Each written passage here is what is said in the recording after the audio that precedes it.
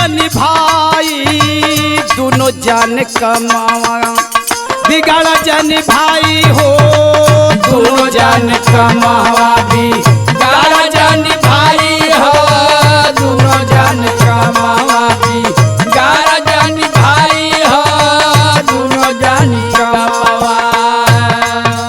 साथियों, मेरी बातों को थोड़ा गौर से सुनिएगा। गेरुआ वस्त्र पहन के बड़े बड़े माला कंठीधारी लोग कहना कि हम हिंदू हैं। गाय खाना महापाप है, गाय की रक्षा करने के लिए निकल देते हैं, लेकिन वही लोग गाय की मांस किस तरह खाते हैं। गीत के अंदर संकेत बाप आप लोग ध्यान दे जाइए। बिगाड़ा जानी भाई हो बिगाड़ा जानी भाई दोनों जानी कमवा के भी गाड़ा जानी भाई हो दोनों जानी कमवा के भी गाड़ा जानी भाई हो दोनों जानी कमवा के भी गाड़ा जानी भाई हो दोनों जानी कमवा के। नदी किनारे गौआ मर गए मछली चुन चुन खाई जी, मछली चुन चुन खाई। नदी किनारे गौआ मर गए मछली चुन चुन खाई जी, मछली चुन चुन। नदी किनारे गौआ मर गए मछली चुन चुन खाई जी, मछली चुन चुन खाई। अगर गौ माता मर जाती हैं तो हिंदू धर्म के लोग अगर उसे गाड़ नहीं पाते हैं तो ले जाकर गंगा मैया में विसर्जन कर देते हैं। उसी गंगा मैया के पानी में मछली नोच नोच कर उस गौ माता को खा जाती है।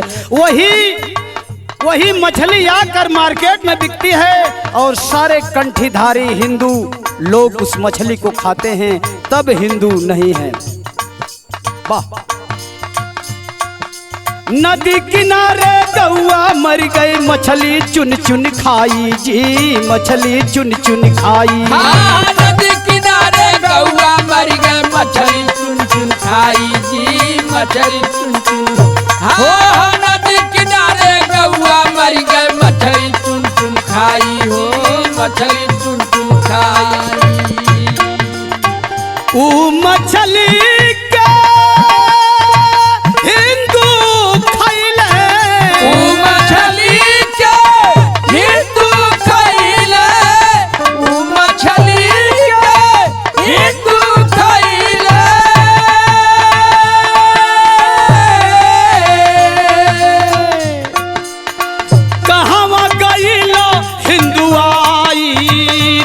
जाने रहिया के भी गड़ लाए भाई दोनों जान रहिया के भी गड़ लाए भाई दोनों जान रहिया के भी गड़ लाए भाई दोनों जान रहिया के।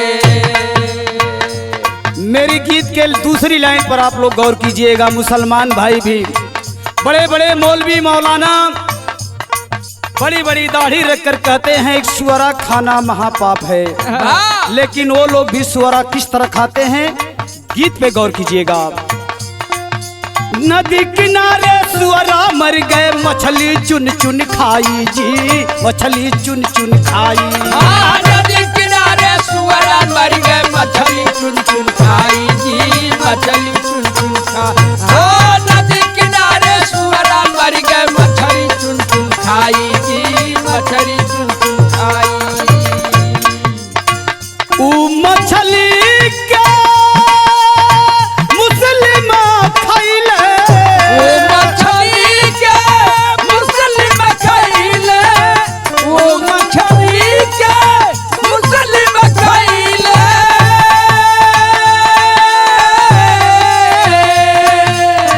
कहवा गइला तुरकाई दोनों जाने रहिया के भी गड़ लाए भाई दोनों जाने रहिया के भी गड़ लाए भाई दोनों जान रहिया के भी गड़ लाए भाई दोनों जान रहिया के।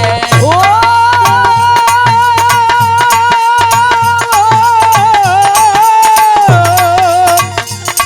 अरे बिगड़ लाए भाई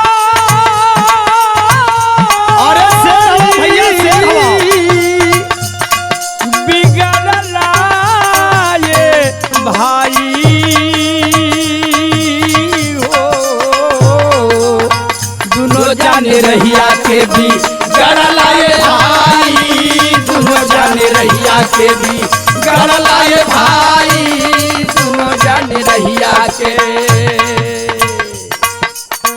आखिरी लाइन में कहनाम बा, मानव हो के दानो भैला कैला कर्म भुलाई हो, कैला कर्म भुलाई। मानव हो के दानो भैला कैला कर्म भुलाई हो, कैला कर्म भुलाई हो, मानव हो के दानो भैला कैला कर्म भुलाई हो, कैला कर्म भुलाई। मानव हो के दानव भैला, मानव हो के दानव भैला, मानव हो के दानव भैला।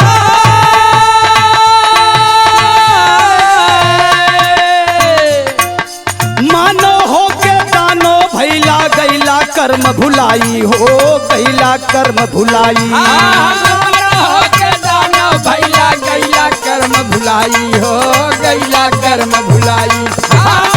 हो के दानव भैला गैला कर्म भुलाई हो, गैला कर्म भुलाई। बिंद्र सुरेश कहे दुनो ओर से गैला, बिंद्र सुरेश कहे दुनो ओर से गैला, बिंद्र सुरेश कहे दुनो ओर से गैला।